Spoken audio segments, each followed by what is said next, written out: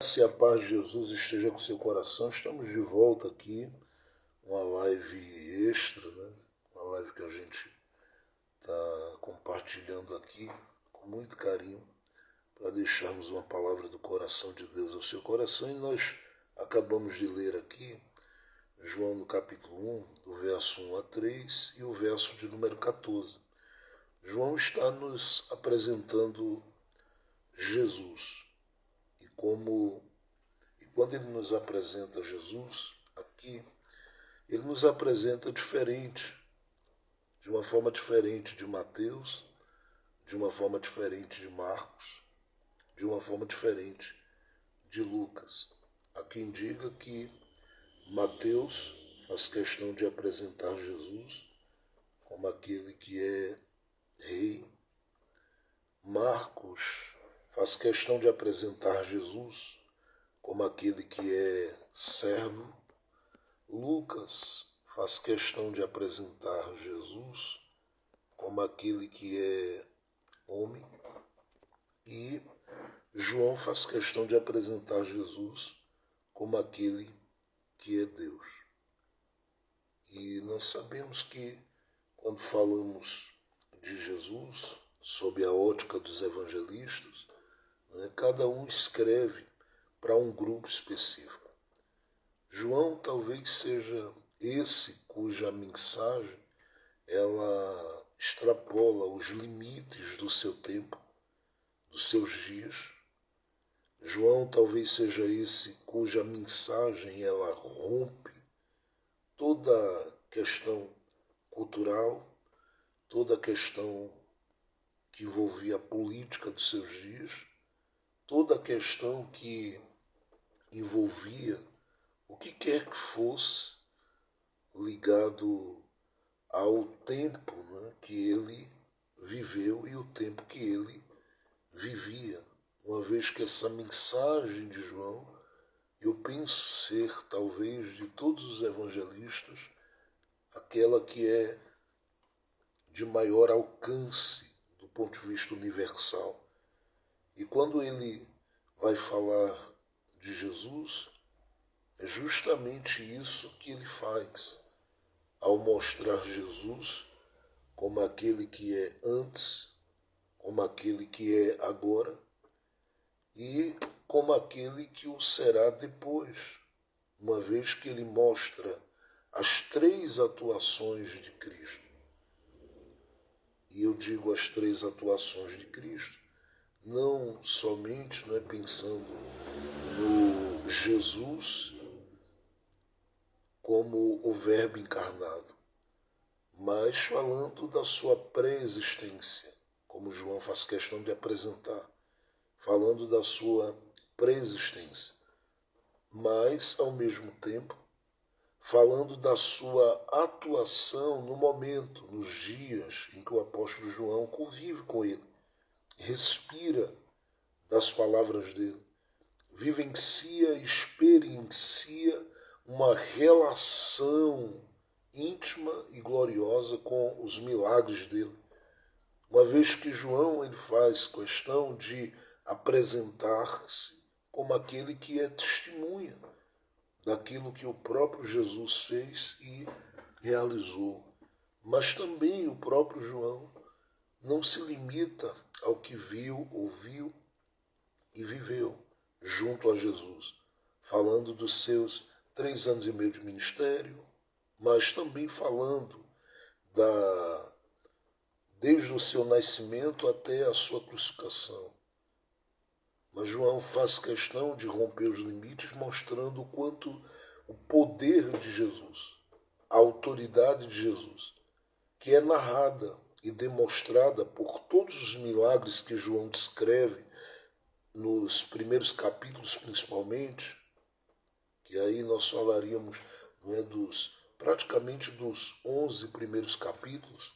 Esse poder que é manifesto de Jesus aqui não se limita até a sua crucificação, mas extrapola, uma vez que João, no capítulo 20, nos apresenta Jesus como aquele que ressuscitou dentre os mortos, mostrando que a partir daí começava-se uma nova etapa, uma nova fase, um novo momento, um novo tempo.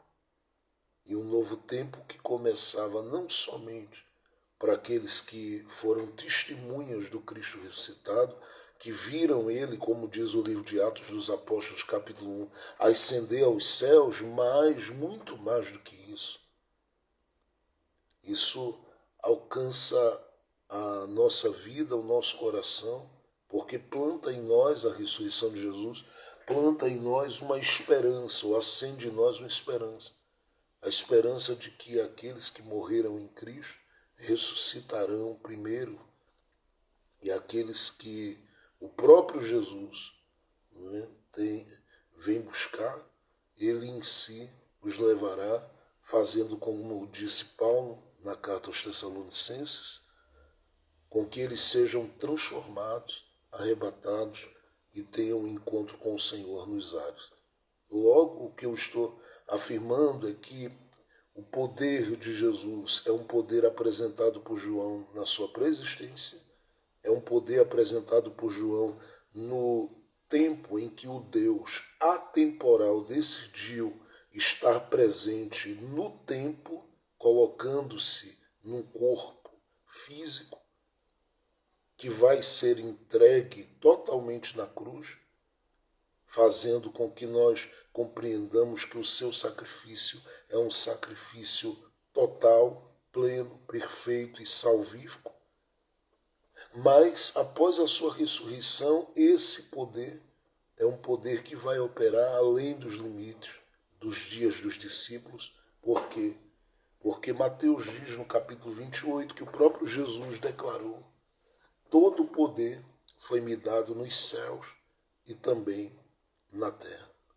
E este poder que foi dado a Jesus nos céus e também na terra é um poder que extrapola os limites do tempo.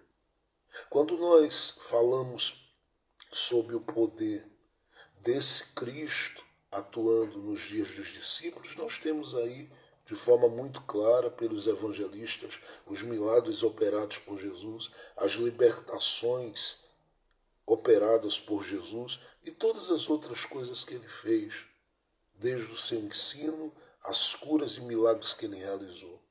Quando nós pensamos nesse poder de Jesus operando, e isto é tão significativo e tão relevante depois da sua ressurreição, o próprio João vai encerrar esse livro dizendo que houve tantos milagres que Jesus fez que não dava para se colocar nos livros do mundo todo de tantos milagres que ele realizou, de tanto do seu poder que foi manifesto, de tanto da sua autoridade que foi manifesto. Isso é demonstrado, inclusive porque Jesus passou 40 dias depois da sua ressurreição, junto com os seus discípulos, diz Lucas, em Atos, e durante esse período ele fez realmente muitos milagres e operou grandes coisas e fez grandes sinais. E foram coisas que ficaram somente para o coração dos discípulos de Jesus, para que eles pudessem ter a sua fé viva, ativada, e pudessem agir com a autoridade, por exemplo, que Pedro vai agir em Atos dos Apóstolos, lá no capítulo de número 3. Porque se você olhar para o texto de Atos dos Apóstolos, no capítulo de número 3, você vai perceber Pedro ministrando no nome de Jesus para que um paralítico ande. E aí, daí para frente, muitos outros milagres vão acontecer. Muitos outros milagres serão realizados por meio da autoridade desse Cristo e do nome de Cristo. E isso, essa ousadia, essa coragem, ela é manifesta a partir do poder que operou no dia de Pentecostes em Atos 2, sim. Mas eu sei que tudo tudo isso houve uma preparação nesses 40 dias que Jesus passa com seus discípulos antes de ascender aos céus. Bom, se o poder de Jesus foi manifesto durante os 3 anos e meio do seu ministério, se o poder de Jesus é um poder que rompeu os limites do tempo, desses 33 anos e meio que ele viveu e dos 3 anos e meio de ministério que ele viveu e vem até hoje sendo manifesto na vida da igreja, através da igreja e manifesto no mundo. João, nesse capítulo 1, nos chama a atenção para esse poder que é manifesto, segundo ele, antes da encarnação do Verbo, e ele diz que isso é manifesto na encarnação do Verbo. Porque ele diz no verso de número 14, vimos a sua glória, como a glória do unigênito do Pai, cheio de graça e de verdade. Então, do ponto de vista cristológico, do ponto de vista da cristologia, João está mostrando que tudo que é manifesto em Jesus, por Jesus, a partir de Jesus, na narrativa dos evangelhos, está totalmente ligado a quem Jesus era, quem Jesus é e continua sendo. Em outras palavras, ele está deixando claro que essa glória que vimos no verso 14 é a mesma glória revelada na sua preexistência.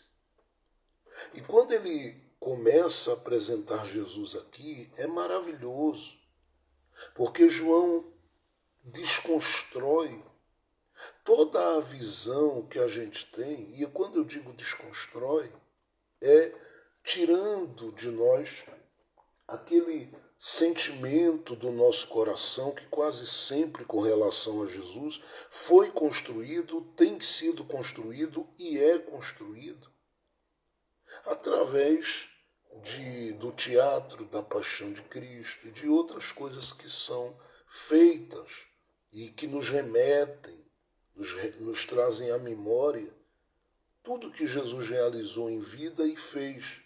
Porque todos nós já estamos mais do que acostumados a vermos. No período em que se chega à chamada Páscoa, nós sabemos que há teatro, filmes e tantas outras coisas que são realizados, que são feitos tentando nos trazer à memória o que Jesus realizou. E tudo isso é lindo, é maravilhoso. Mas aquilo quase sempre desperta no coração das pessoas um sentimento de compaixão por Jesus. É interessante.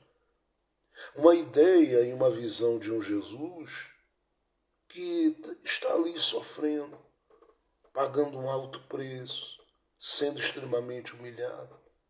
Tanto é que nas canções que se entoaram ao longo do tempo, uma delas diz que ele é o pobrezinho que nasceu em Belém. E desconsidera, por exemplo, a narrativa de Lucas no capítulo 2, porque quando esse Jesus ele entra em cena, a Bíblia diz que os anjos cantavam e os pastores se maravilhavam.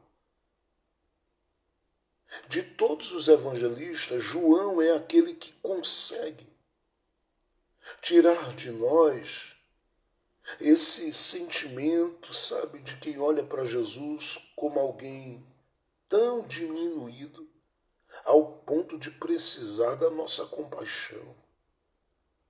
De olharmos para ele com lágrimas nos olhos, dizendo, tadinho de Jesus. Quando, na verdade, essa forma de enxergá-lo é não entender como ele é apresentado pelos evangelistas. Porque ele jamais foi, jamais será, jamais é apresentado como uma figura diminuída, como alguém extremamente frágil. É claro que João diz, no verso 14 do capítulo 1 que lemos, porque lemos aí João 1, verso 1 a 3 e o verso 14, João diz no verso 14 que vimos, que o Verbo se fez carne e que vimos a sua glória. Então ele dá uma ênfase, claro, a essa parte, dizendo o que para a gente? No verso 14, que o Verbo se fez carne. Também diz, na segunda parte do verso 14, habitou entre nós. E quando ele está dizendo o Verbo se fez carne, ele está dizendo que o Logos divino, a palavra se fez carne. E ao dizer que essa palavra se fez carne, está nos mostrando que Deus decidiu invadir o nosso tempo e se sujeitar, entre aspas, a esse tempo. Eu digo entre aspas, porque ele foi capaz de, diante da sepultura de Lázaro, quando Lázaro já estava morto, falar deste tempo no qual ele estava atuando e alcançar um tempo que é para além do sepulcro de Lázaro e do sepultamento, porque tudo que envolve a vida de Lázaro ali está ligado a tempo. Alguém disse, já faz 4 dias, já cheira mal. E ele rompe os limites desse tempo e vai buscá-lo onde quer que ele esteja. O que nós sabemos que antes da cruz nós pensamos justamente no Hades, com as suas duas partes. Isso é explicado em Lucas, no capítulo 16, na parábola do rico e Lázaro. Não vou falar sobre isso aqui. Mas ele rompe os limites do tempo e traz Lázaro, traz a alma, o espírito, traz de onde está e o faz ressuscitar com o seu poder. E quando eu digo traz, é porque a palavra foi buscar lá. Ele disse, Lázaro, sai para fora. E não é que o cara está dentro da sepultura ali, de olhos fechados.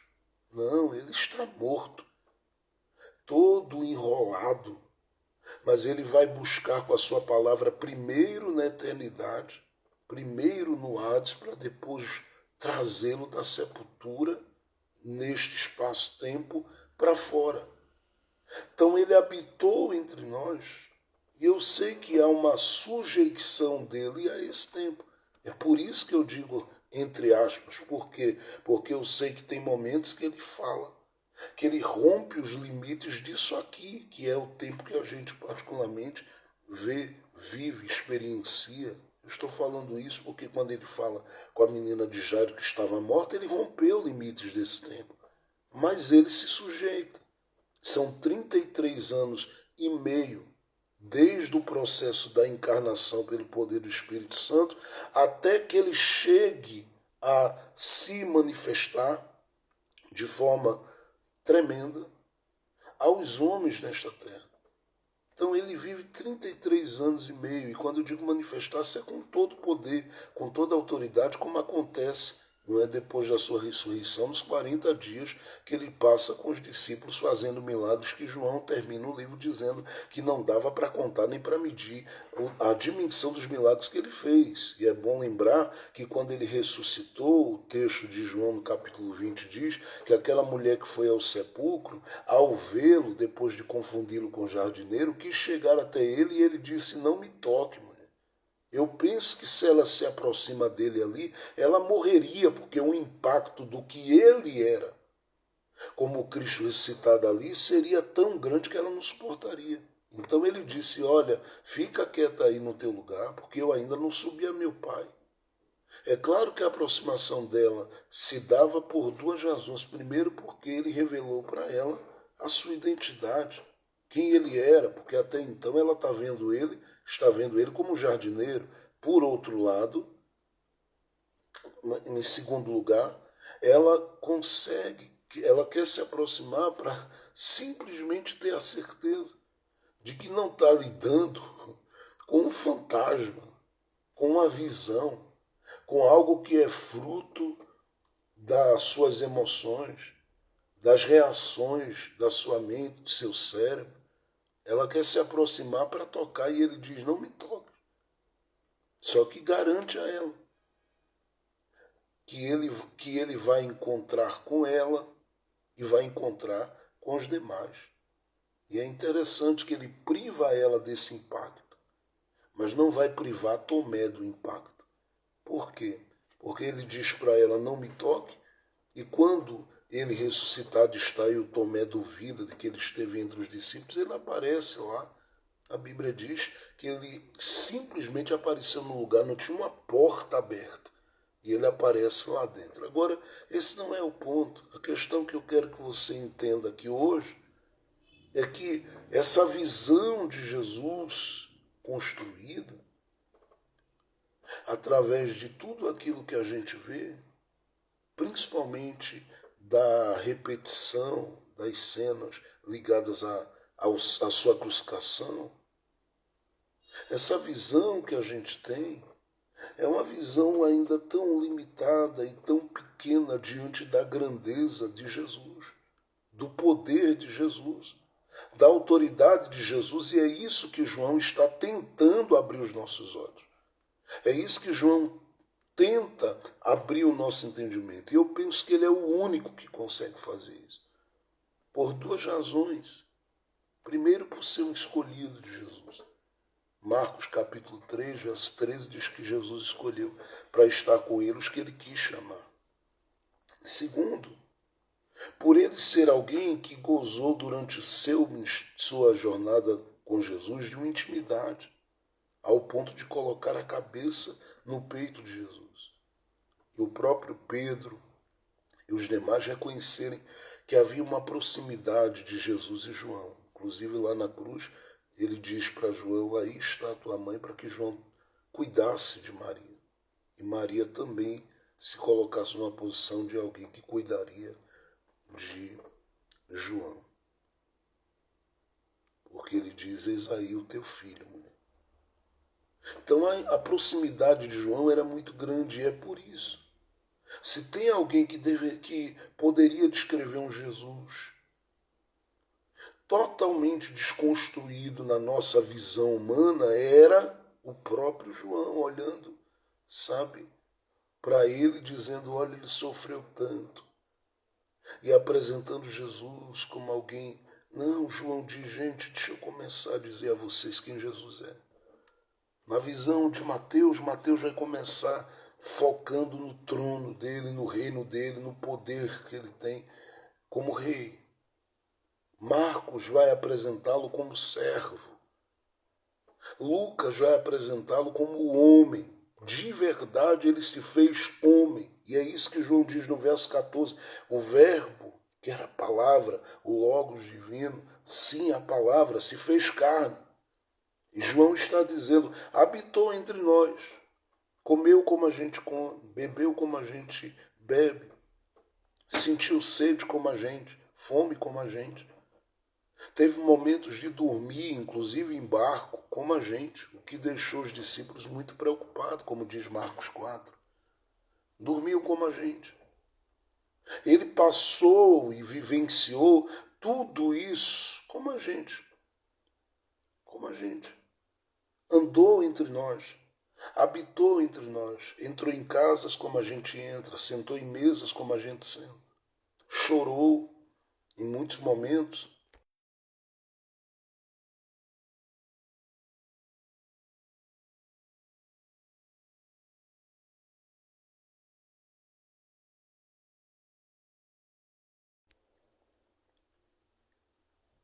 Chorou em muito, como a gente chora.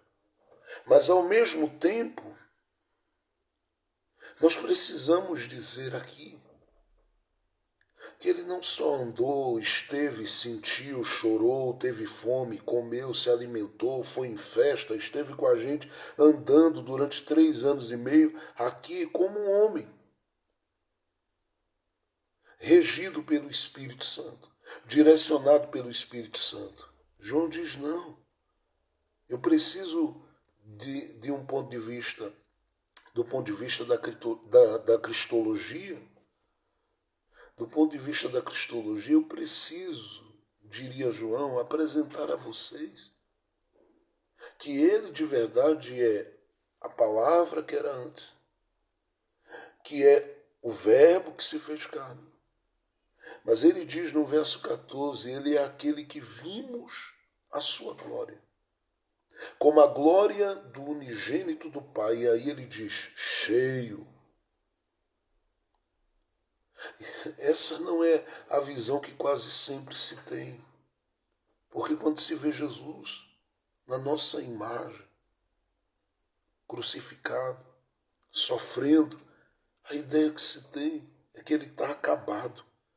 Mas na verdade ele está ali como vitorioso, porque a cruz é a vitória de Jesus e a vitória da igreja. Por que eu estou dizendo isso? Porque João está dizendo do seu nascimento, mas principalmente do período em que ele é batizado por João, os céus se abrem. O Espírito Santo desce em forma corpórea de uma pomba, uma voz se ouve do céu dizendo, este é o meu filho, em quem eu tenho nele prazer. Principalmente desse momento, em que ele começa o seu ministério, até a sua ressurreição, João está dizendo, vimos a sua glória. Vimos a sua glória. Como a glória, olha que interessante, do unigênito. Como a glória do único filho do Pai. Como a glória do unigênito. Ele usa a expressão unigênito. E tem duas expressões ligadas a Jesus. Uma delas aparece em Colossenses capítulo 1, quando se fala de Jesus como o primogênito. Diz que ele é o primogênito da criação. João aqui não usa essa expressão, ele usa unigênito, mostrando que ele é o único filho amado do Pai. E que por meio dele nós fomos acolhidos, fomos enxertados como jambuzeiros bravos na história de Deus com o povo hebreu. Por meio de Jesus, Paulo diz em Gálatas 3:26, nós somos feitos filhos de Abraão. Agora, o que me chama a atenção é justamente o fato de que ele faz questão de dizer que ele é o unigênito, Filho de Deus. E diz que a partir deste, através deste unigênito, vimos a sua glória. É incrível como a Bíblia faz questão de nos falar da glória do Pai, da glória do Espírito Santo.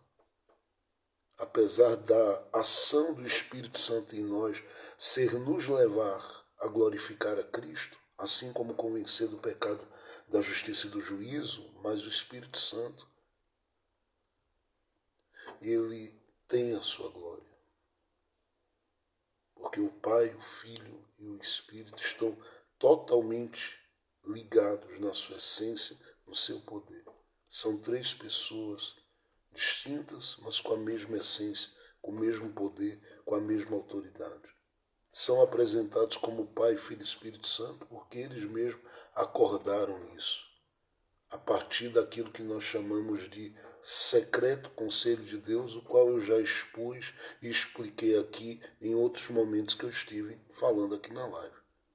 Só que veja a expressão de João no verso 14. Vimos, e o Verbo se fez carne e habitou entre nós, e vimos a sua glória. Isso eu queria que você deixasse, se você deseja e está estudando a palavra, gostaria que você sublinhasse essa expressão. E vimos a sua glória. Como é uma live extra, nós estamos estudando nessa tarde uma visão, a visão cristológica, ou seja, uma visão do Cristo na sua plenitude e a partir da revelação plena que a palavra traz dele. E o Verbo se fez carne. Então ele aqui diz, ele é a palavra que se fez carne, entrou dentro dessa dimensão, porque é dito acerca dele, não dá para ler todos os versículos aqui nesse momento, mas é dito acerca dele que ele se manifestou na plenitude dos tempos. Eu sei o que Paulo quer, o que é que a Bíblia diz quando fala da plenitude dos tempos, mas isso também me remete a essa invasão do Deus Todo-Poderoso ao ventre de Maria, assumindo, como diz Paulo em Filipenses capítulo 2, versos 6 a 9, uma forma humana, para agora lidar de forma bem direta com obediência até a morte, diz o texto, morte de cruz. Obediência até a morte, e diz o texto, morte de cruz. Porque ele vai até a cruz. É isso que João diz. Ele era a palavra. Se fez carne e veio para estar 33 anos e meio preso dentro deste tempo. Movido pelo Espírito Santo. Que fez o que com ele? Ele diz em Lucas 4, quando abriu o rolo do livro do profeta Isaías na sinagoga, que o Espírito do Senhor ungiu, citando o texto de Isaías. E aí é dito, por exemplo, em Atos dos Apóstolos, capítulo 10, verso 38, como Deus ungiu a Jesus de Nazaré, o qual andou por toda parte fazendo bem e curando a todos os enfermos, porque Deus era com ele. Então ele aceita invadir o tempo e está aqui, sendo regido pelo Espírito Santo. É a palavra que se fez carne e aceita vivenciar essa sujeição. E de verdade, como homem, chora, sente, tem fome, tem sede. Mas ele é 100% homem e 100% Deus. Isso tem que ficar muito claro na sua mente. E sendo 100% Deus, João diz, era impossível olhá-lo como a palavra, porque tudo o que se falou, tudo que se profetizou, tudo que se fez, é o que o escritor aos Hebreus diz, pela fé entendemos que o mundo foi criado, os mundos foram criados pela palavra de Deus. E essa palavra João está dizendo quem é Jesus. Então ele faz questão de dizer, é impossível não olharmos para ele e vermos que ele é a palavra.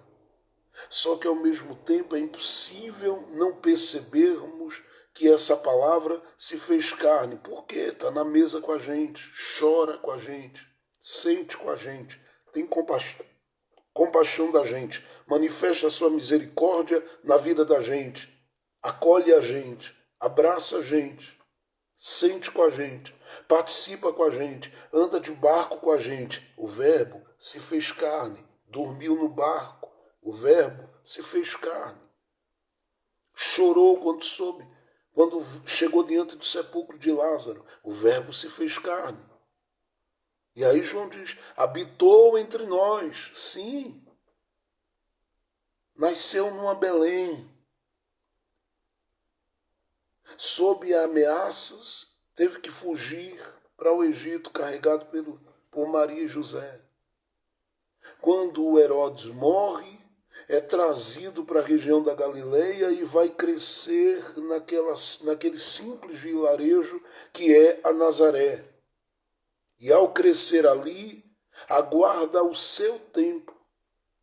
Aparece com 12 anos na sinagoga, como Lucas 4 diz. Depois disso, passa 18 anos sumido da visão de qualquer coisa que os evangelhos narrem. E qualquer outra coisa que se diga à parte do que os evangelhos dizem é apenas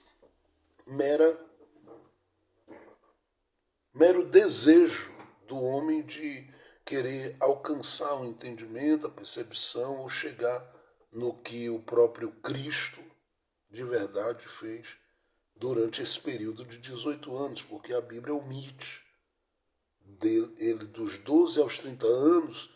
Só sabemos com base em Isaías que ele trabalhava, porque Isaías diz que ele era homem de dores, experimentado nos trabalhos. Agora, quando a gente está falando desse período, é um período alguém chamaria de um apagão ministerial.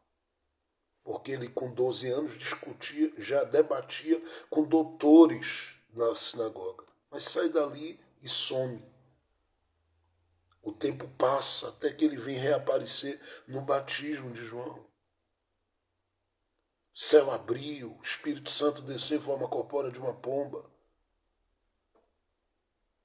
A voz bradou dos céus, ele é levado pelo Espírito para ser tentado, pelo Espírito no deserto, para viver o tempo do jejum e da oração. E diz a Bíblia, ali foi tentado pelo diabo. Venceu todo aquele processo da tentação e daí para frente começa a escolher homens e começa a pregar o Evangelho por toda a Galileia. Isso vira uma explosão. Habitou entre nós. Só que João diz, é impossível. E é aqui que eu queria chegar, porque essa é a parte que eu quero tratar com vocês aqui, a partir desse olhar para o Cristo. Porque a gente está falando, enquanto a palavra, do Verbo. Enquanto aquele que habitou entre nós e se fez carne, de Jesus. Mas quando nós mencionamos a sua glória e ele como Deus, nós estamos falando do Cristo.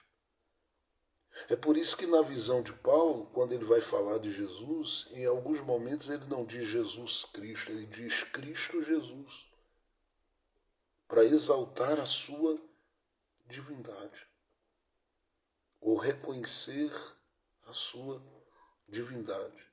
Porque o Jesus é o humano, que andou, que sentiu, que sente, que é colocado aí por aqueles que debatem e análise sobre o Jesus histórico. Enfim, há tanta coisa que é dita sobre ele, porque ele é objeto de estudo de psicólogos, de psiquiatras, de filósofos, de mestres das múltiplas áreas. Ele é quem divide a história antes e depois, porque ele se manifestou justamente na plenitude dos tempos. Ele é aquele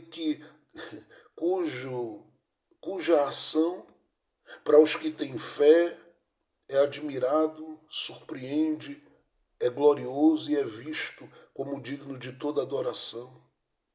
Para os que não têm fé, ele é uma incógnita, é um ponto de interrogação que leva qualquer que seja o homem ou a mulher, ou quem quer que seja, a parar e dizer: que homem é este? Porque isso foi dito inclusive pelos discípulos quando ele disse ao mar: acalma-te, vento, aquieta-te. Que homem é este? Essa pergunta é a pergunta de muitos, na sua incredulidade, no seu espanto, na sua surpresa, nas descobertas que vão fazendo acerca da realidade, da veracidade, da autenticidade, da atuação, da operação de Jesus Cristo. Do Jesus. Mas o Cristo é esse que João diz: vimos a sua glória. A Bíblia fala da glória do Pai, a Bíblia fala da glória do Espírito Santo, a Bíblia fala da glória do Filho.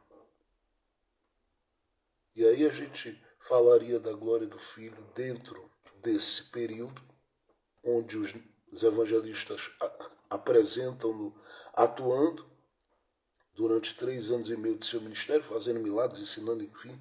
A gente falaria da sua glória no ensino, da sua glória nos milagres. Falaríamos dentro desse período de tempo de 33 anos e meio que ele passa, da sua glória no nascimento, da glória revelada aos pastores, da glória diante dos magos, enfim, faríamos uma viagem longa de 1 ano ou mais para falar da glória do Cristo como um todo. Falaríamos da sua glória, do Cristo ressuscitado, principalmente considerando a fotografia apresentada por aqueles que tiveram uma experiência com ele ressuscitado.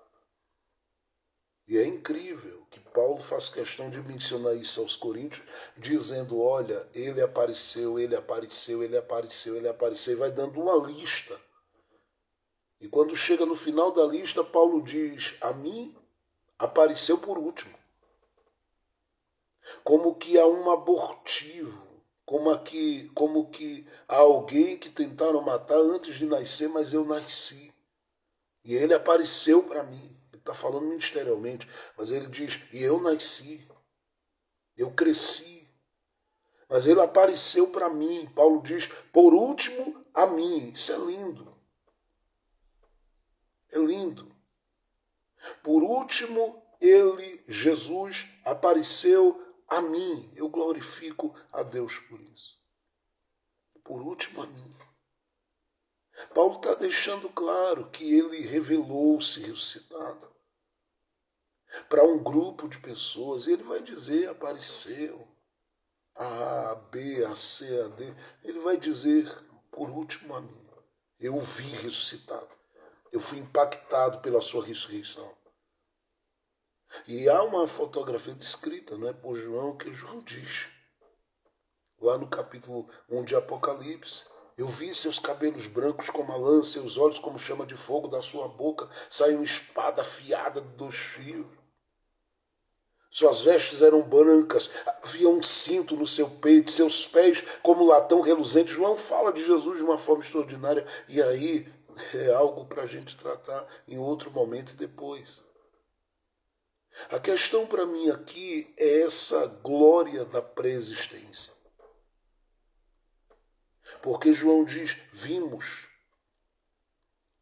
nele, através dele, a partir dele, com ele. Está em João 1, verso 14, a sua glória. E aí ele diz, como a glória do unigênito do Pai. Então ele diz, vimos a sua glória. Acrescenta, como a glória do unigênito do Pai. Para e diz, cheio de graça e de verdade. Para simplesmente arrancar da mente de quem quer que seja a ideia de um Jesus pobrezinho, que nasceu em Belém, coitadeiro, diz, não, esse Jesus tem glória, gente. Porque ele faz questão de dizer, ele é o verbo, primeiro. Segundo, se fez carne, apresenta-nos o Jesus para nos apresentar o Cristo, aquele que é tomado, dominado e que revela a sua glória na sua plenitude. Ele diz, vimos a sua glória. Se você observar, por exemplo, em João no capítulo 17, observe o que Jesus diz na oração sacerdotal. Eu faço questão de ler esse texto. Em João capítulo de número 17, Jesus diz assim, verso de número 3, a partir do verso 1 ao verso 4, vamos ler, diz assim, Jesus falou assim, e levantou seus olhos ao céu e disse, Pai, é chegada a hora. Glorifica teu filho para que também o teu filho te glorifique a ti.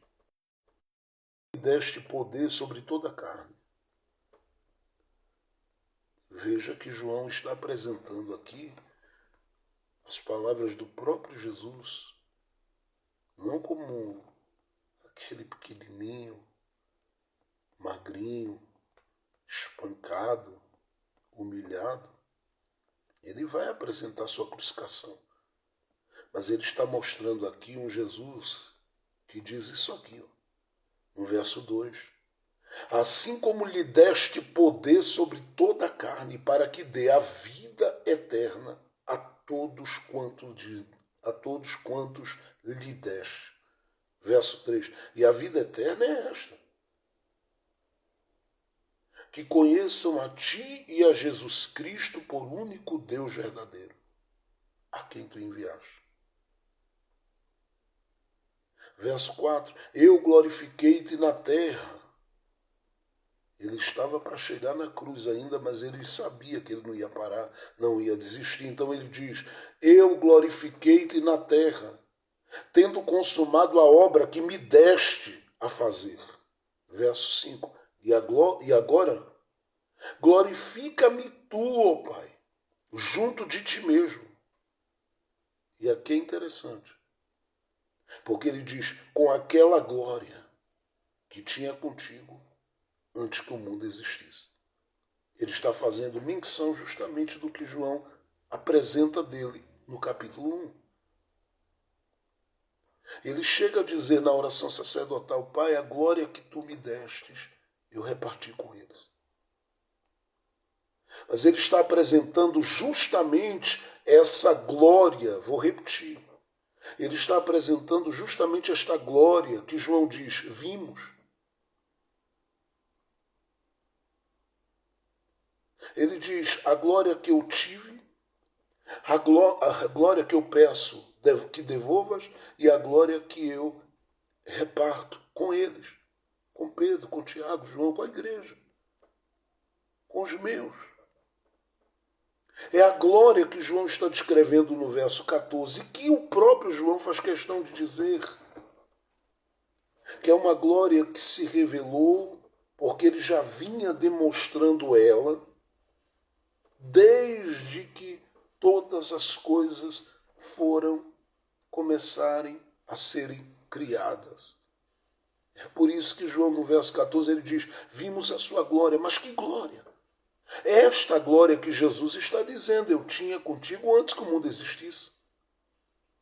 Glória da qual Paulo diz, em Filipenses 2, versos 6 a 9, só voltando a citar, que ele se despiu. Mas há uma glória que João diz, eu vi, estava nele.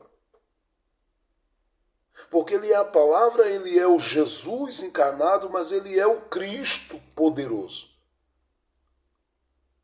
E sendo o Cristo poderoso, João diz, eu vi a glória nele. Que glória? Essa glória que já era uma realidade nele como verbo, antes que tudo fosse criado.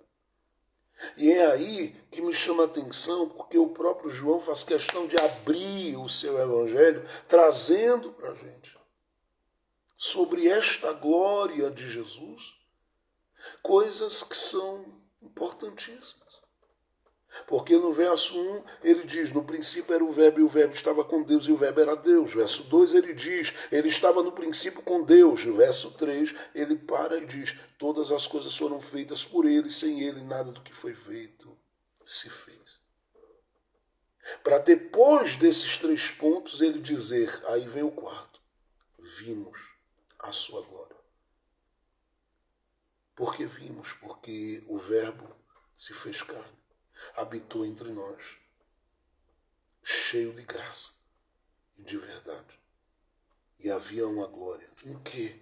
Nos seus milagres, no seu ensino, na compaixão, na atenção dispensada aos descamisados, aos quebrados, aos arrasados, aos feridos, aos detonados pela vida. Vimos a sua glória. Só que João fala dessa glória em 3 pontos nos 3 primeiros versículos. Então ele fala dessa glória como a glória que é antes de tudo. Vou repetir, ele fala dessa glória como a glória que é antes de tudo. Ele diz no princípio.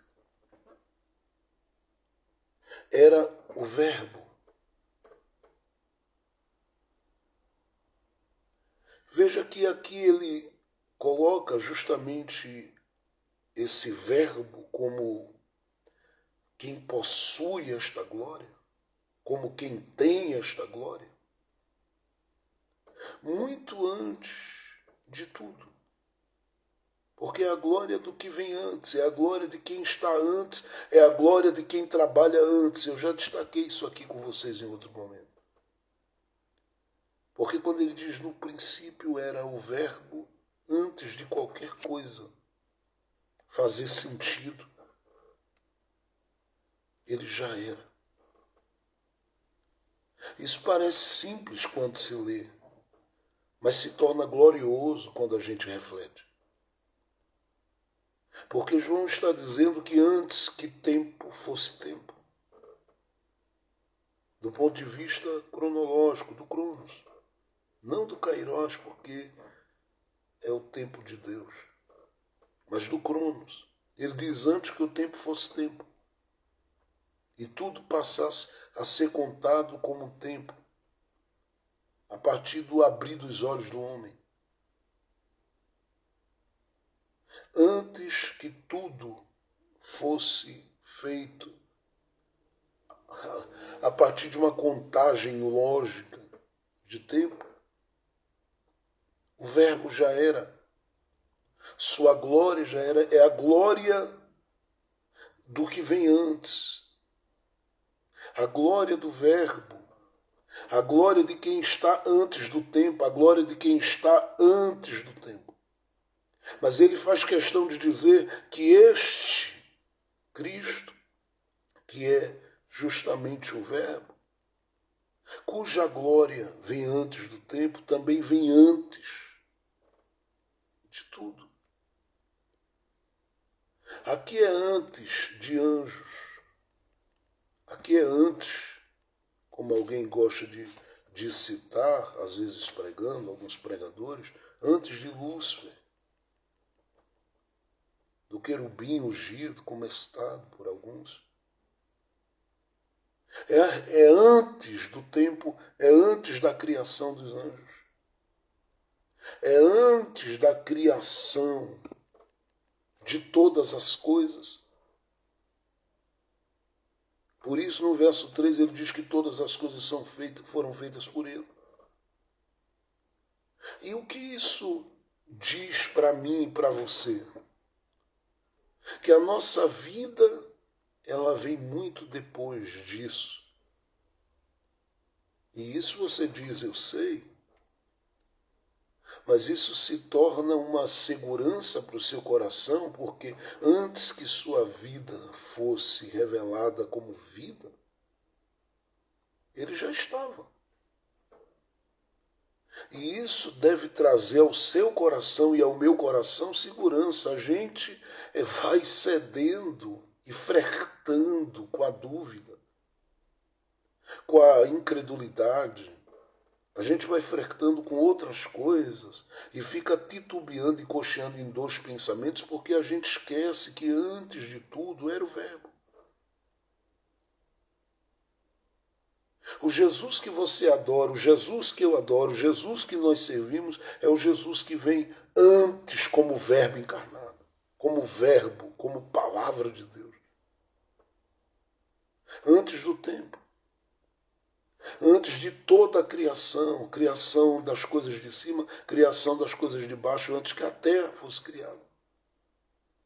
Antes de Gênesis 1:1, no princípio criou Deus os céus e a terra. Antes dos céus, antes da terra ser criada, ele já estava, ele já era em glória, o Verbo encarnado. Logo, tudo que vai se apresentar daí para frente, depois daí, a gente precisa rapidamente chegar à conclusão que está sob, primeiro, o controle dele. Porque ele é antes de tudo isso. Da mesma forma que qualquer outra coisa que possa te causar aflição e medo, você tem que entender que está sujeito aos pés, debaixo dos pés de Jesus Cristo. Paulo diz que todas as coisas estão debaixo dos pés e da autoridade de Jesus Cristo de Nazaré. Isso é importantíssimo sabermos. Porque a gente caminha com Deus, às vezes, com um coração tão duvidoso quanto as coisas, mas o Senhor é antes de tudo. Logo, tudo está debaixo do seu controle e tudo está debaixo do seu comando e debaixo dos seus pés. Por isso que naquela tempestade que assolou o barco, os discípulos ficaram, que homem é este? Porque ele é antes da tempestade, antes dos ventos, antes dos problemas, antes das adversidades, antes mesmo do abandono, da rejeição, de que qualquer coisa que você tenha vivido, de vales ao longo do seu trajeto e da sua vida. Jesus é antes disso. É antes com glória, é antes em glória. Ele é antes de tudo isso. Quando você entende isso, fica fácil compreender todas as ações de Jesus daí para frente. Por quê? Porque João faz questão de jogar na minha mente, no meu coração, que eu não tenho que olhar para Jesus como alguém que está sendo espancado, humilhado. Todo o seu sofrimento fala comigo e com você, mas me diz da sua vitória, do seu triunfo, da sua glória. Porque vimos a sua glória como a glória do unigênito do Pai. Por quê? Porque João diz, em primeiro lugar, ele é antes de tudo. Está aí no verso 1. No princípio era. Antes de tudo, ele já é e já era. É por isso que você deve descansar. Qualquer coisa que vem depois, ele já viu. Qualquer coisa que vem depois, ele já sabe. Qualquer coisa que vem depois, ele já resolveu. Se isso não faz você glorificar a Deus, o que é que vai fazer? Porque eu estou dizendo que Jesus, na sua pré-existência, já fazia, já operava, já atuava, antes que todas as coisas fossem criadas, antes do tempo, antes das coisas de cima e de baixo serem criadas, ele já estava.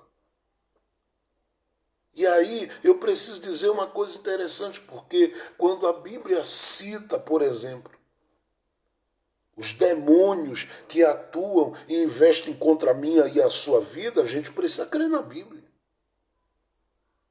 Nós precisamos crer na palavra. A Bíblia diz que diante de Jesus, eles creem e estremecem. Por que você acha que a Bíblia diz isso? É só porque João faz uma afirmativa, ou uma afirmação na sua primeira epístola, no capítulo 3, verso 8, dizendo que para isto se manifestou o Filho de Deus, para desfazer as obras do diabo? Não. Tudo aquilo é uma realidade. Ele de verdade se manifestou para desfazer, mas ele já vem desfazendo de muito tempo. Quando, pastor? Nesse antes aqui. Porque antes que demônio fosse demônio, ele já era. Por isso, quando vem atuar contra você, ele desfaz de coisas que você nem sabe. Por quê, pastor? Porque ele é antes de tudo isto. Antes que os planos malignos sejam formados, ele já estabeleceu, vou desfazer.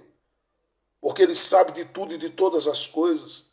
Ele é antes do tempo, é antes da criação, é antes de qualquer ação e atuação dos demônios no mundo.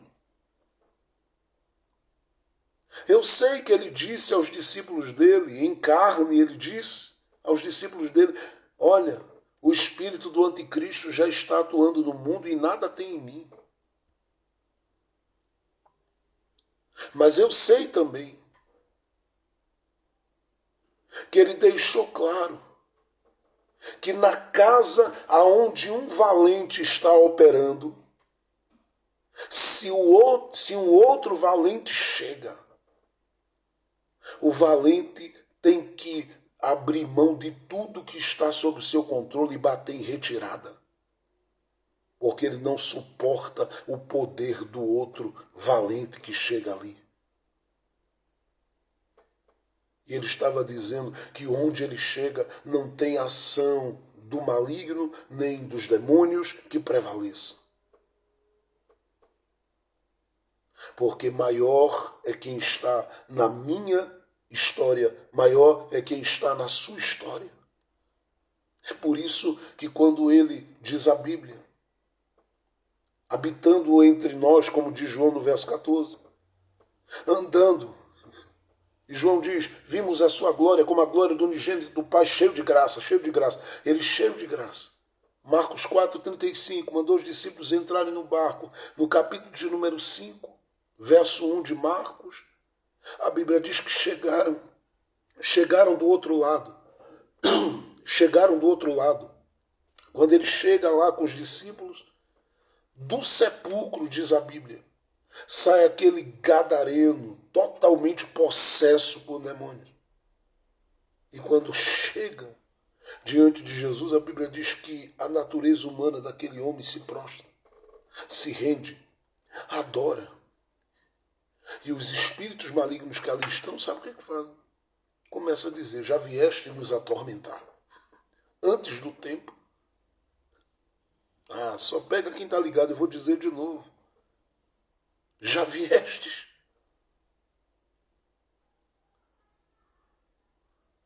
Eles não resistiriam em nada. Isso é coisa para quem gosta de fazer cena. Mas Jesus mandou expulsar os demônios e não ficar batendo papo com eles, nem conversar com eles. A gente vê algumas pessoas, às vezes, para, querer apresentar uma demonstração de autoridade, de poder. Olha aqui como eu controlo o mundo espiritual e as coisas. Não, é só usar o nome de Jesus e pronto. Eles têm que sair, eles têm que bater em retirada, porque diante do nome de Jesus Cristo não há nada que se compare, que fique de pé ou que resista. Jesus é tão Jesus a si mesmo. É grande, é poderoso, para fazer além do que eu penso, do que eu peço, do que eu busco. Ele disse em João capítulo 15, verso 7, se vocês estiverem em mim e as minhas palavras estiverem em vós, pedireis o que quiserdes. Alinhado com a vontade dele, é claro, e será feito. Mas é bom que a gente entenda que ele é este, que é antes. Quando ele vem se manifestar para fazer aqui, ele não vem só para fazer, ele já estava fazendo.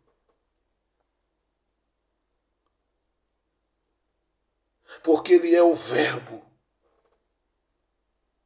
que estava no princípio com Deus. Como diz o verso 2 do capítulo 1.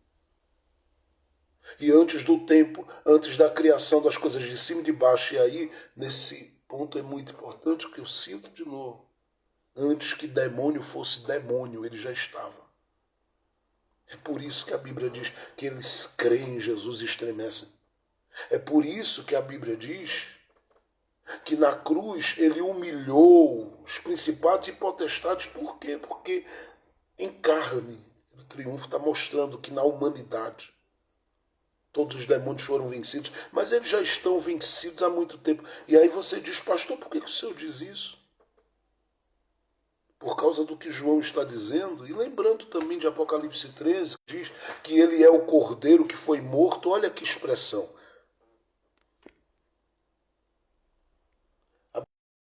Olha que expressão. Apocalipse 13, verso 8 diz que antes da fundação do mundo, ele já era o cordeiro que estava morto. Ele diz, é o cordeiro que foi morto antes da fundação do mundo. Porque é o cordeiro antes da fundação do mundo. Ele já estava como aquele que triunfou, que venceu. Tudo aquilo que causa desordem no mundo.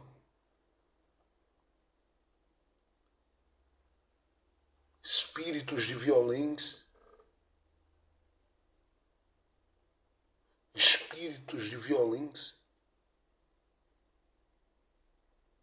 espíritos de rebelião, ele já os sujeitou debaixo da sua autoridade, ele já os sujeitou debaixo do seu poder,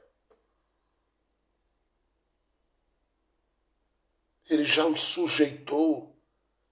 É por isso que você não precisa andar com medo de nada, nem de ninguém, nem de coisa alguma. Esta palavra vem para trazer ao seu coração e à sua mente a realidade do poder do seu Cristo. Que quando você olha muitas vezes com o coração de quem sente que ele foi apequenado na sua crucificação, quando na verdade, como ovelha muda, ele foi levado ao matadouro no afã de triunfar publicamente em carne, diante de tudo, de todos, de todas as coisas, mas ao mesmo tempo revelando que ele já o era vencedor como verbo encarnado, já era aquele que triunfou como verbo encarnado e como o Cordeiro de Deus que foi morto antes da fundação do mundo. Eu estou querendo que você olhe hoje para as circunstâncias da sua vida e diga para todas elas: vocês não vão me atormentar nem me vencerão. E sabe por quê? Porque o meu Jesus vem antes de vocês. Meu Jesus vem antes. Antes do tempo, antes da criação, antes que demônio fosse demônio. Por isso creem e estremecem. Não suportam o poder do sangue de Jesus Cristo. Porque é Ele que nos purifica de todo pecado. Não suportam ao nome de Jesus. Ele disse: em meu nome expulsarão demônios. Porque é o nome que está acima de todo nome. Não suportam a sua exoxia, a sua autoridade. Porque ele disse em Mateus 28, todo o poder foi me dado nos céus e na terra e não sobrou para mais ninguém, a não ser com aqueles com quem ele compartilha. E ele disse à igreja em Lucas 10:19, eis aí vos dou poder. Mas não sobrou para principado, para potestade nenhum. Por que as trevas estão operando? Porque corações decidiram flertar com as trevas. E a Bíblia diz que o Deus desse século cegou o entendimento das pessoas. E Paulo diz que é uma era de trevas. E que seriam dias trabalhosos e difíceis, e aí você vê na lista de 2 Timóteo capítulo 3 o porquê disso, por causa do coração humano, que decidiu andar em rebelião contra Deus. Mas onde há um coração que diz, o Senhor é quem manda aqui, ali as trevas têm que ser desfeitas, elas têm que bater em retirada. Na verdade, é você que está do lado, que é forte e poderoso. Não!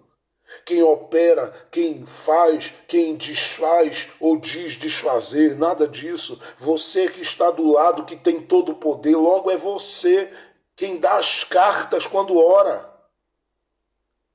Porque quando você clama, busca, fala com Jesus e diz, Jesus resolve, você sabe que já está, porque Ele é antes. Qual é a obra contra o seu filho que ele não pode desfazer? Qual é a obra contra o seu casamento que ele não pode desfazer? Qual é a ação contra a sua família que ele não pode desfazer? No princípio era o Verbo, e o Verbo estava com Deus, e o Verbo era Deus. Ele é antes. É essa glória que João está descrevendo para a gente, a glória daquele que é antes. A glória do Verbo, a glória da palavra, do que vem antes do tempo, antes que os dias fossem contados, antes que alguém te deixasse, antes que alguém te ferisse, antes que alguém te abandonasse, ele já o era. Antes que alguém te decepcionasse, te frustrasse, te machucasse, te atropelasse existencialmente, ele já era. Ele já era. Você deve glorificá-lo por isso. Porque antes de tudo isso ele já era. E agradeça a Deus por isso. Porque ele já era. Era antes de tudo. Uma segunda coisa que João faz menção aqui pra gente quando diz no verso 14, vimos a sua glória, de que glória ele está falando? A glória do que vem antes, a glória daquele que é antes, a glória daquele que estava antes. Mas ele diz que é a glória daquele que está totalmente ligado ao Pai. Jesus disse em carne, eu e o Pai somos um. No capítulo 14 de João, quando é dito por alguém, mostra-nos o Pai. Alguém diz para ele lá, olha, mostra-nos o Pai. Ele disse, olha, Felipe, eu já tenho andado no meio de vocês, vocês ainda não viram o Pai. É olhar para mim. O que Moisés quis contemplar da face de Deus, vocês agora podem ver. Hã? É. Porque lá foi costas. É o que ele descreve. Eu vi as costas. Deus passou muito rápido. Eu estava na fenda da rocha. Eu vi as costas. Ele diz, agora não. Olha as mãos aqui. Olha os pés. Porque Deus, na sua manifestação no Antigo Testamento, ele aparece como um ser que apresenta-se tendo espírito. Porque ele é espírito, a Bíblia diz João 4:24, Deus é espírito. E tendo alma. E ele diz, a minha alma não terá prazer naquele que recua. Mas no Antigo Testamento não lhe apresenta com o corpo. Toda a expressão que aparece ali, a gente usa uma linguagem antropomórfica. Então a gente fala ali das mãos de Deus, os pés de Deus, é uma linguagem antropomórfica. É antropomorfismo. Tudo que tem a ver com sentimentos é antropopatia. Fala das mãos e atribuições físicas a Deus é antropomorfismo. Ele, particularmente, está atuando, operando, se revelando, mas não tem corpo. Então, o que é que ele faz? Eu já disse esses dias, na visão do povo de Israel, uma hora ele é uma coluna de fogo, outra hora é uma nuvem. O povo quer água, ele é uma rocha. Jesus usa essa figura de linguagem, mas isso é uma expressão que revela muito do cuidado de Deus para com Israel e as suas manifestações como quem ainda não tinha um corpo. Mas quando o verbo se faz carne, Deus agora tem um corpo. É por isso que quiseram machucar bem muito na cruz, na crucificação. Quiseram machucar bem muito na crucificação. Só que você percebe que quando ele ressuscitou, todas as outras marcas foram embora, ficaram só as das mãos. Ele disse, aqui eu tomei. E você também percebe que ele passa esses 40 dias com os discípulos na terra depois da sua ressurreição. E o que é que acontece com aquele corpo? Ele ascende aos céus, porque Deus reclama ao corpo dele de se vem cá. No Antigo Testamento, espírito e alma. Mas ele diz, agora eu quero que esse corpo venha e leva o corpo ressuscitado lá para cima. E Jesus vai viver 2 coroações lá em cima, como diz o escritor aos Hebreus, e será glorificado lá em cima. Mas ele leva esse corpo ressuscitado para o céu. Agora Deus tem espírito, Deus tem alma, Deus tem corpo. Só que na sua pré-existência, o Pai, o Filho e o Espírito Santo, que alguém prefere definir como Yahvé 1, Yahvé 2, Yahvé 3, porque essa definição, né, como Pai, Filho e Espírito Santo, a gente tem muito presente no Novo Testamento. Mas só para a gente poder guardar e levar em consideração, só para a gente poder guardar e levar em consideração esse ponto. É que na sua preexistência ele está totalmente ligado ao Pai, porque ele é apresentado como aquele que no princípio era e que estava e era Deus. E aí ele diz, estava no princípio. Quando tudo foi ser criado, ele já estava lá. Essa ligação dele com o Pai revela justamente uma glória extraordinária. É a glória da sua conexão e a glória da sua participação. A glória da sua operação. Porque eu estou dizendo que ele estava. Aqui entra a questão do secreto conselho de Deus. Eu já expliquei isso aqui em outra live para a gente poder terminar, que eu não vou tomar mais tempo. Mas quando a gente fala, por exemplo, do secreto conselho de Deus, ele está ali cessado na pessoa do Pai, do Filho e do Espírito Santo. E tem a ver com tudo aquilo que é estabelecido para que seja feito sobre toda a criação e sobre a vida dos homens nessa terra. Isso é citado no livro de Jó, inclusive, se não me falha a memória, no capítulo 15, sobre o secreto conselho de Deus, o qual detém toda a sabedoria e conhecimento de tudo e de todas as coisas. O livro de Provérbios, quando fala da sabedoria de Deus, está falando de uma pessoa que estava antes da criação, que era antes da criação, que foi possuído totalmente por Deus. É uma ligação extraordinária de Jesus e o Pai Celestial. Logo, ele tem manifesta essa glória. João diz, vimos a glória. A glória de quê? A glória daquele que está totalmente ligado ao Pai. Isso é interessante porque na expressão de João, no verso 3, a parte A, ele diz, todas as coisas foram feitas por meio dele, por ele.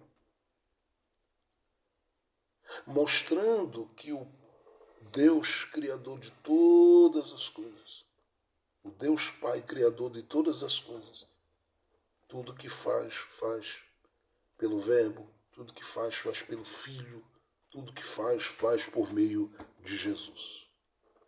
É por isso que ele diz, diante do batismo dele, este é o meu filho em quem tenho nele prazer. Essa relação não é uma relação que começa no batismo, a gente sabe, é uma relação que vem desde a sua pré-existência. Ele está com o Pai de acordo com o que o Pai determina fazer e ele dá seu parecer. E diz, vamos fazer. Por quê? Porque esse secreto conselho, eles não estão militando um contra o outro, jamais. Eles estão trabalhando juntos para o meu bem, para o seu bem. E aí você lembra da expressão de Paulo e entende, Romanos 8, 28, que todas as coisas que procedem do secreto conselho, seria essa expressão, todas as coisas cooperam para o bem. É o que o secreto conselho pensou. É o que o secreto conselho projetou. É o que o secreto conselho de Deus na pessoa do Pai, do Filho e do Espírito Santo estabeleceu, de modo que tudo é acordado entre eles e se faz junto o que se tem que fazer. É essa glória que João está dizendo. A glória do que por meio dele passam todas as coisas. Segundo, a glória não só dessa ligação dele com o Pai, que por meio dele passa, o Pai diz, quero fazer, por meio de mim pode fazer. Por meio de mim pode fazer. Tudo passa por ele. Para chegar a mim, para chegar a você entende essa palavra? Para chegar à sua casa, chegar à sua família, passa por Jesus. Isso lembra muito aquele antigo filtro de barro. Algumas casas já tiveram e outras ainda, tem gente ainda em algum lugar que tenha guardado. Você tinha 2 compartimentos, enchia de água em cima, para chegar embaixo, tudo era filtrado. Jesus é esse filtro. O compartimento de cima é o secreto conselho. E tudo para chegar em mim e você aqui embaixo passa por esse filtro, passa por ele.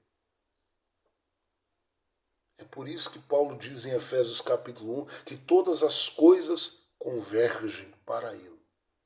Por isso ele é apresentado como Salvador, como Senhor, como amigo, como sacerdote, como sumo sacerdote. Foi visto por alguns como profeta. Alguém disse, este é um profeta. Ele é tudo, porque tudo de Deus, que em Deus está no Filho.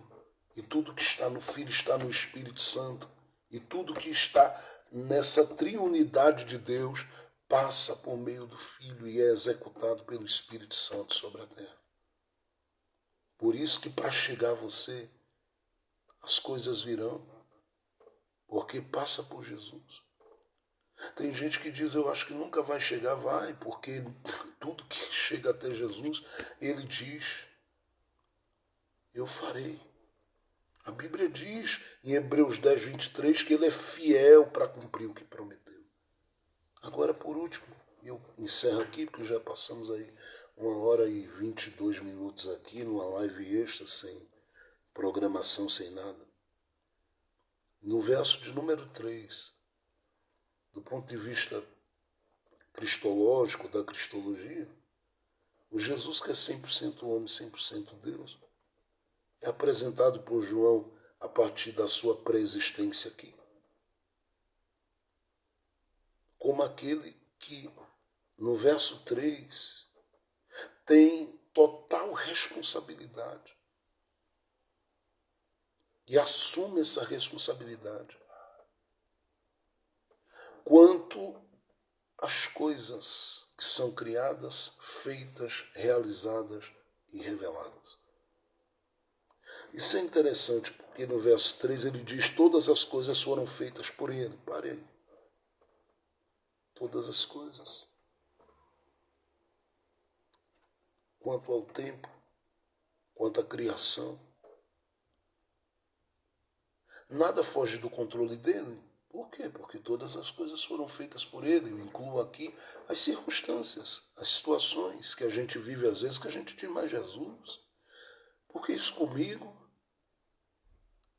Por que isso aconteceu com a minha casa, com os meus, com as pessoas que eu amo? Por que com meu filho? Tem uma permissão, tem uma participação. É a glória da participação dele nas coisas. Ele quer ser honrado. É por isso que quando os discípulos viram, ele andando com os discípulos, viram um cego de nascença, e eles disseram, quem pecou isso é o pai. Ele disse, não, nem ele, nem os pais. Isso aí foi para que se manifeste nele as obras de Deus. Há processos que a gente enfrenta, há processos que a gente vive, que lamentavelmente são processos para que se manifestem as obras de Deus. E elas passam por meio de quem? De Jesus, porque sem ele, nada do que foi feito se fez. Não é só o criar céu e terra. Não é só fazer a terra produzir. Não é só formar o homem. Não é só humilhar os demônios. Mas nos processos que nos amadurecem, sem ele, nada do que foi feito se fez. É por isso que Paulo, que alcançou uma percepção de Jesus extraordinária, tremenda, Paulo faz questão de dizer, todas as coisas cooperam. Por isso ele diz em Romanos 5, verso 3, eu me glorio nos processos que eu passo. Porque isso produz, e ele vai dizer lá o que é que isso produz. E isso só pode produzir por meio de quem? De Jesus e do seu Espírito Santo na nossa vida. Então, entenda essa primeira parte, é uma reflexão e um estudo, na verdade, nessa tarde. Então, perceba, sem ele nada do que foi feito se fez. Aqui inclui tudo. Por quê, pastor? Paulo diz aos Efésios, na carta aos Efésios, a igreja de Éfeso, que estava em Éfeso, ele diz algumas coisas tremendas. Eu gosto da expressão dele aqui. Eu gosto. Porque ele diz assim: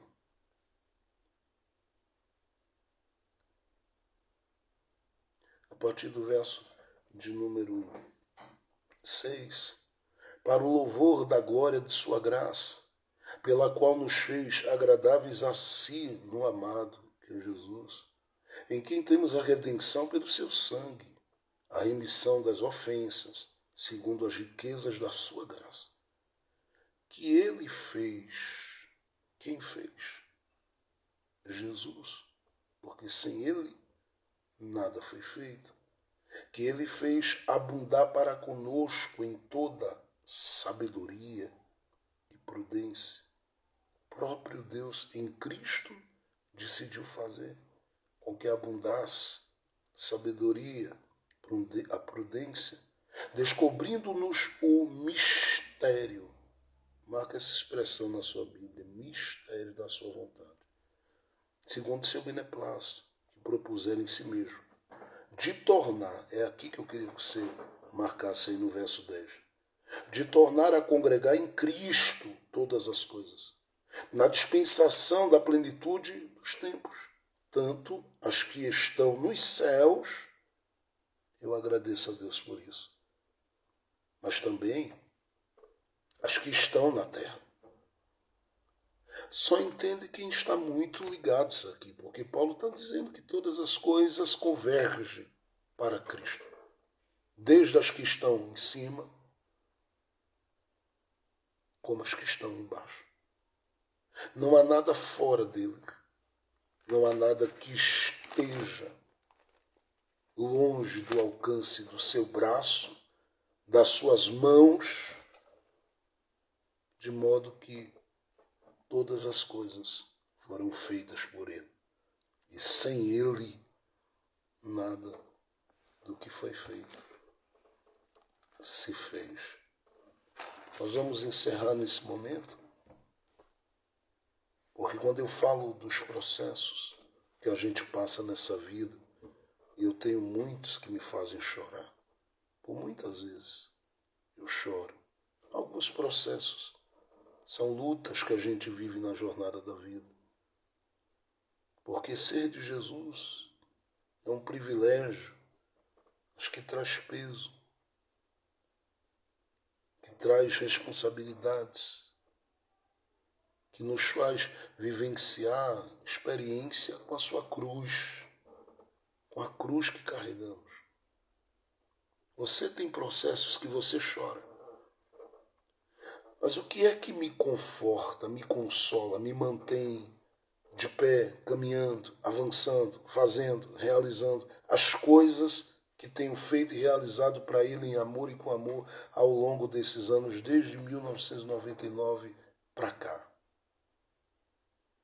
Todas as coisas que eu venho fazendo e vivendo, eu sou consolado pelo fato de que eu sei que todas as coisas foram feitas por Ele. É que quando a gente lê um versículo como esse, a gente pensa somente na criação do céu. E aí a gente está pensando, olha aí os anjos, as estrelas e tudo mais. A gente olha para a terra e diz, olha aí as plantas e tudo mais, os animais, as aves, os peixes. Só que a gente deixa de incluir nesse pacote todas as coisas. Inclusive os processos. O que dói em mim, o que dói em você, o que faz a gente gemer, chorar. Mas ao mesmo tempo somos consolados por essa verdade, porque se é Ele que faz e é Ele quem permite, é porque Ele está sendo o centro da nossa existência. Todas as coisas convergem para Ele. Não há nada que vá para longe da direção deste que é antes de tudo e antes de todas as coisas. É aqui que você deve ter o seu coração confortado. Eu gosto quando o Filipe achou Natanael, lá em João, no texto de João capítulo 1 diz, entre o verso 43 em diante, e disse ao Natanael, eu achei o Messias. E Natanael abriu a boca e disse, legal, de onde é o Messias que você achou? Que já tinha, acredita-se, muitos andando, ou que já tinham passado dizendo ser o Messias por ali. Ele disse, é de Nazaré. E foi dito, pode vir alguma coisa boa de lá. Ele disse, vem ver. E aí Natanael foi. Quando chega diante de Jesus, é dito por Jesus, eis aí um verdadeiro israelita que não tem mancha no caráter, que não há dolo. Ele olhou e disse, de onde me conheces tu? Ele diz, de onde? Atribuindo que só há possibilidade de saber daquilo se conheceu em um lugar. Na mente de Natanael, de qual cidade? Qual foi a rua que a gente se esbarrou? Qual foi o barco que a gente viajou junto? Qual foi o encontro que a gente teve aí entre as festas, enfim? Alguns chegam a dizer que Jesus estava se referindo, e isso também é bem possível, ao período, da morte das crianças pela ordem de Herodes e tudo, e que escaparam, acredita-se, 3 crianças. E aí dizem, uma foi Jesus, a outra João Batista, e a outra alguém diz que seria justamente Natanael, que era um segredo dos pais que havia escondido ele debaixo de uma figueira, isso porque em Zacarias capítulo 3 revela como Israel vê a figueira como um instrumento de proteção, como símbolo de proteção e produtividade. Então é por isso, na visão de muitos pregadores, que eles dizem que Natanael ficou admirado com Jesus e disse, tu és mesmo quem Filipe disse que tu és, porque para saber disso, porque a gente tem 2 formas de entender, ou dessa forma, ou entender que ele estava realmente debaixo de uma figueira quando Filipe o achou. Mas os grandes pregadores, ou muitos pregadores, acreditam que isso aconteceu. A minha questão não está ligada a essa, porque a Bíblia não traz essa narrativa, apesar de que eu creio que tudo é possível. Por causa da reação do Natanael, que é alguém fleumático do ponto de vista da psicologia e do estudo dos temperamentos. É alguém fleumático. Mas a questão para mim é que isso vai para muito mais longe. Porque Jesus simplesmente está dizendo a ele, eu te vi. Eu te vi debaixo da figueira. Se a figueira é objeto dessa ideia no coração de um judeu de que é lugar de proteção.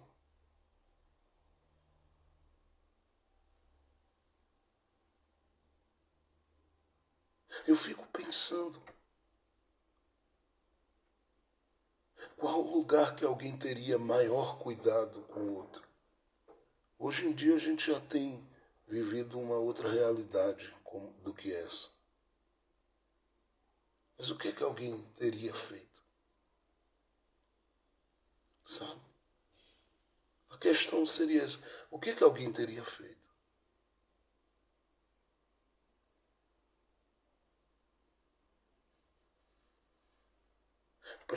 Qual o lugar melhor para se proteger alguém? Eu vou citar aqui algo. Eu lembro de Jó. Jó, no meio do processo, disse assim: Deus, faz uma coisa por mim. Com outras palavras, contextualizando, ele diz: e o que é que você quer que eu faça, Jó? Deus sabia, né? E Jó diz: me ajuda, se for possível, a tornar o ventre da minha mãe. Que ele diz duas coisas: me leva para a sepultura, ou seja, antecipa a minha morte, porque eu não aguento mais sofrer. Ou me faz voltar ao ventre da minha mãe. Eu quero voltar ao lugar onde eu me sentia seguro, protegido, guardado, onde todo mundo ao redor tinha um cuidado muito grande. Eita, cuidado, olha a barriga, olha o menino, olha a criança. Tem lugar de proteção melhor do que o ventre da mãe. Ainda que a gente viva momentos difíceis com relação a essa consciência. Mas haveria algum lugar melhor? Haveria algum lugar melhor do que o ventre da mãe? É aqui que eu quero que você entenda que quando Jesus fala com Natanael, isso pode ser uma possibilidade. Eu te conheço desde o lugar de proteção. Eu sei de você, eu sei da sua história, eu sei dos seus caminhos, eu sei dos seus pensamentos, eu conheço você quanto à sua identidade, suas decisões, suas escolhas, suas idas, suas vindas. Ele é aquele que é antes de tudo. E é isso que eu quero que você guarde nesta tarde como palavra para a sua vida, e vamos encerrar. Porque Ele conhece você da cabeça aos pés.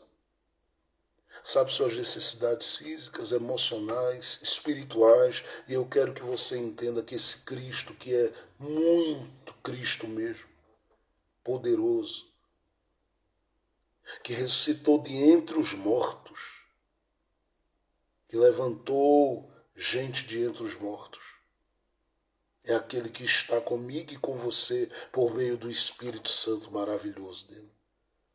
E ele garante uma coisa para Natanael aquele dia, porque o Natanael olhou e disse: eu vejo que tu és esse mesmo que Filipe apresentou, e tudo. Ele disse: tu estás maravilhado só porque eu disse que te vi.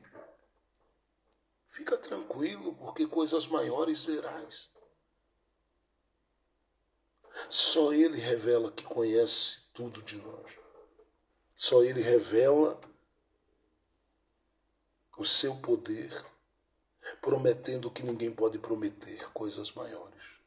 E Ele diz assim: verás anjos, assim como aconteceu no dia que Jacó viu a escada em Gênesis 28, verás anjos subindo. E aí ele diz: descendo sobre o Filho do Homem.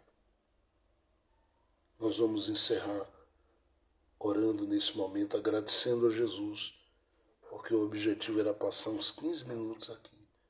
Mas não dá para falar de Jesus sem sentir, todos os dias, prazer de falar mais e mais de Jesus. Porque o Cristo que nós servimos é esse que conhece, é esse que promete, e é esse que, em terceiro lugar, garante. Garante o quê, pastor? Que todas as coisas estão no controle dele, porque todas foram feitas por ele, sem ele nada do que foi feito se fez. Ele diz: Natanael, você verá. Mas eu estou pensando que vou morrer. Vai nada, você verá. Mas parece que as coisas estão complicadas para mim, mas você verá. Mas as portas estão diante de mim fechadas, você verá. Emenai vas. Emeneio vovas. Orieremite. Emanando como neyere nehemia siorga da gadu de Dio. Ando yashenia da gadu evivoras. Ele colocou você nesta tarde diante desta live para dizer a você que Ele é antes de tudo. Fique em paz. Ele fez, Ele faz. Todas as coisas convergem para Ele. É Ele quem tem a chave que abre e ninguém fecha. E que se no passado Ele foi capaz de ser coluna, nuvem de dia, coluna de fogo à noite, para os que andaram em deserto. Ele é muito mais para a sua vida, para a sua história, para o seu coração, no seu caminho, na sua caminhada. Por isso, agradeça por ter Jesus todos os dias na sua vida, porque em momento algum da sua jornada, Ele vai deixar você envergonhado, porque todas as coisas foram feitas por Ele. E é por isso que João diz no verso 14, este aí, que fez todas as coisas e faz todas as coisas, é o verbo que se fez carne, habitou aqui, entre nós. Eu posso afirmar, nós vimos a sua glória. Tem glória no seu nascimento. Tem glória no cântico dos anjos que os pastores ouviram. Tem glória nos livramentos vividos. Tem glória nos momentos de diálogo dele com os doutores da lei. Tem glória nos seus milagres. Tem glória nos seus momentos ensinando. Tem glória na sua morte. Tem glória na sua ressurreição. Tem glória na sua ascensão. É o mesmo Jesus que esteve com Pedro, Tiago, João e os discípulos. E Ele permanece o mesmo nas nossas vidas. E Ele dará vitória a mim, Ele dará vitória a você. Nós vamos terminar a nossa semana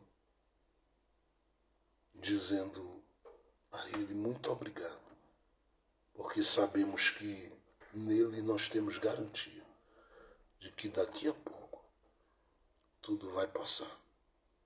A alegria que virá, o poder que Ele vai manifestar e as coisas que Ele vai fazer são grandiosas na minha vida, na sua vida, nas nossas vidas. Você está em Jesus? Lembre-se que não tem nada nesse mundo que se compare ao poder dele na sua vida. Resgate isso na sua mente e no seu coração. E não se deixe vencer por outra coisa, senão pelo senhorio de Cristo na sua vida. Porque Ele está agora, diz o escritor aos Hebreus no capítulo 8, assentado diante do Pai, intercedendo por mim, intercedendo por mim. Ele está nesse momento orando.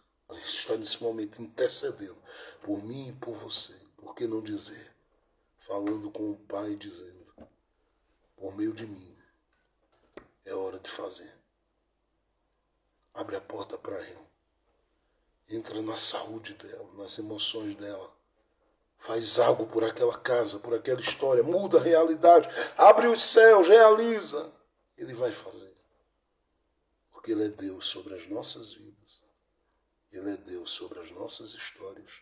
Ele é Deus sobre os nossos corações. Que Ele cuide de mim e de você em todo tempo. Nos faça viver sempre o seu bem. Porque o que Ele tem para mim e para você sempre foi, é e será o melhor.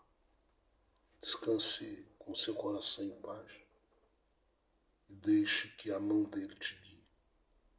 Porque Jesus é de verdade Jesus, Cristo de Nazaré, na sua vida. Pai bendito, obrigado por esse momento com a Tua palavra e por todas as coisas que o Senhor tem feito, falado e ministrado aos nossos corações. Cuida de cada um e proporciona aos Teus filhos uma colheita grandiosa de bênçãos e vitórias neste tempo.